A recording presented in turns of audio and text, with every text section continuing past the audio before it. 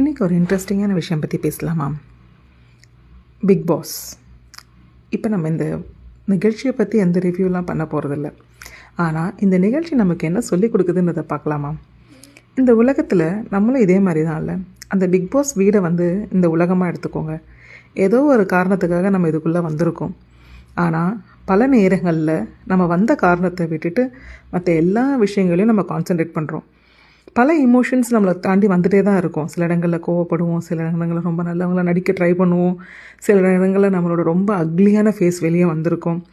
But இதெல்லாம் தாண்டி நம்ம எதுக்காக அங்கே வந்திருக்கோம் அப்படின்றத நம்ம ஒரு ஃபோக்கஸ் பண்ணோம் அப்படின்னா அது நமக்கு ஒரு சின்ன பாடங்களை சொல்லிக் கொடுக்கும்.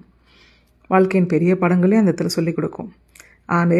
அந்த நிகழ்ச்சியில் எப்படி போச்சோ அதே மாதிரி தான் நம்மளும் இந்த உலகத்துக்கு எதுக்காக வந்திருக்கோன்றதையே மறந்துட்டு பல விஷயங்களில் நம்ம கான்சன்ட்ரேட் பண்ணிகிட்டே இருக்கோம். தேவையில்லாத பல விஷயங்களில் தேவையான விஷயங்களில் கான்சன்ட்ரேட் பண்ணி வாழ்க்கையில் நம்மளும் சக்ஸஸ்ஃபுல்லாக கொண்டு வருவோம். என்னோடய சின்ன டயக்ராம் இது.